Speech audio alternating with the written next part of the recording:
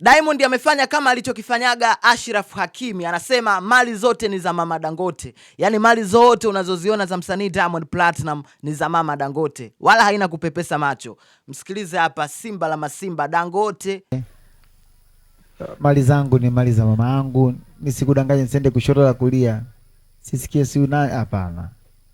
Changu ni cha kwake. Kwa najua mama yangu ampendaga, anapenda zingine. Aliko na bangini ndo katabasamu, ile sitajua yependa, ni hizi ndo anapenda yeye.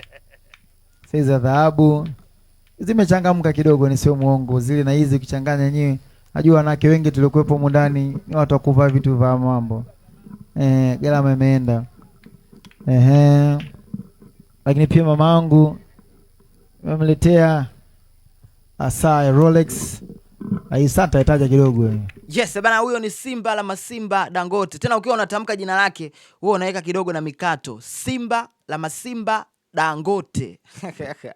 Hatari sana. Sasa usiku wa jana wakati msanii Diamond Platinum alipokabidhiwa mic ili kuzungumza machache wakati akitoa zawadi kwa mama yake mzazi kwenye siku yake ya kuzaliwa, kwenye sherehe ya siku yake ya kuzaliwa Mama Dangote, Sandra, alisema kwamba mali unazoziona kama ulivyomsikia hapo, hivi kuna haja ya kuongezea chochote? Sasa nataka niwakumbushe pia miaka kadhaa iliyopita mchezaji maarufu duniani, raia wa Morocco, Ashraf Hakimi, aliwahi kuwaumbua watu.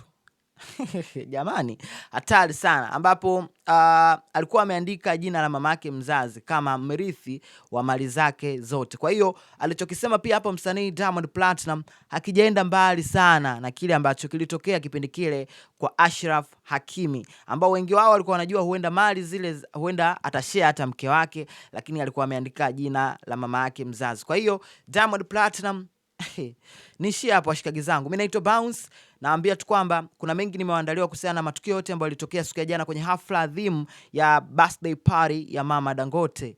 Don't go anywhere, we outside.